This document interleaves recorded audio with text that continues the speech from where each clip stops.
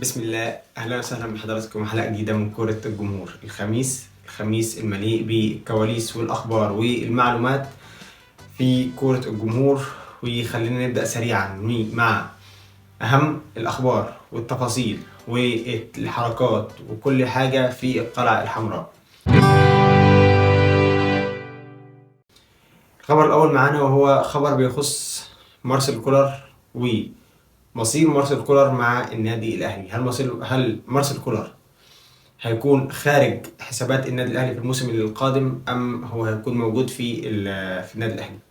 خلينا نبدا معاك بصراحه. وحصلت الجلسه بالامس ما بين الكابتن محمود الخطيب ومارسيل كولر، وشدد فيه على انه الثقه الزايده اللي بيتعامل بيها مارسيل كولر مع المباريات، خاصه من بعد مباراه السوبر الافريقي اللي خسر فيها 1-0 من اتحاد العاصمه الجزائري، يليه خروجه من السوبر الافريقي، يليه تعادلين امام الجونه وامام سموحه. شدد الكابتن محمود الخطيب على انه فكره التعامل بثقه زايده وثقه تصل الى حد الغرور هذا امر مرفوض، وهذا يخلق ما بين المدير الفني والجماهير شيء من الغضب، وده اللي اداره النادي الاهلي مش عاوزاه يحصل ما بين مارسيل كولر وما بين الجماهير. على الناحيه الثانيه مارسيل كولر بينتظر او في انتظار موافقه مارسيل كولر على الاستقرار على رحيل الثلاثي، وهو عمرو السولية ومحمود متولي وكريم نيدفيد. والسبب في تفكير إدارة النادي الأهلي في رحيل هؤلاء اللاعبين هو تكرار الإصابات العضلية لهؤلاء اللاعبين. شايفينه إن هو موضوع غريب الحقيقة، وهو إصابة نفس الثلاثة بيتصابوا كل مرة بنفس الإصابة تكرار. فالإدارة قررت إن هي توافق على رحيل هؤلاء اللاعبين، ولكن في انتظار مصير أو قرار مارسيل كولر. طيب، والخبر الثالث بيخص صلاح محسن، واللي مارسيل كولر وافق أخيرا على رحيل صلاح محسن، اللي الحقيقة أنا شايف هو قرار، مع احترامي لصلاح محسن، لعيب عنده من الإمكانيات كتير جدا جدا، ولكن مش للنادي الأهلي، مش شخصية النادي الأهلي. إذن هل هتكون القعدة اللي حصلت ما بين كابتن محمود الخطيب وما بين مارسيل كولر هي قعدة استعادة الثقة اللي اهتزت من بعد السوبر الأفريقي، أم هتكون القعدة اللي هتكون تؤدي إلى الجلسة الأخيرة وهي رحيل مارسيل كولر؟ كل ده هنعرفه بعدين، كل ده هنشوفه في الأيام الجاية. بالتوفيق للنادي الاهلي. بعد الفاصل اخبار وتفاصيل مهمه في القلعه البيضاء نادي الزمالك.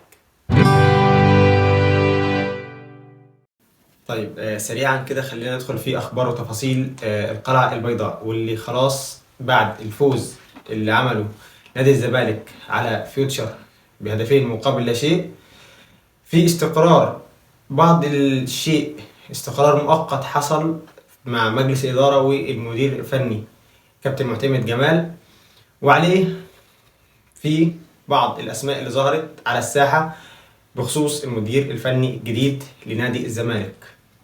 والاسم اللي ظهر والاسم اللي حتى الآن واخد صيت كبير جدا جدا وهو المدير الفني خوسيه لويس سييرا، المدير الفني السابق لنادي الوحدة السعودي، واللي بينتظر الموقف النهائي وبينتظر أيضا تعاقد منتخب تشيلي معاه. لسه الموقف النهائي ما تحددش، ولكن بنسبة كبيرة جدا هيكون هو المدير الفني القادم لنادي الزمالك.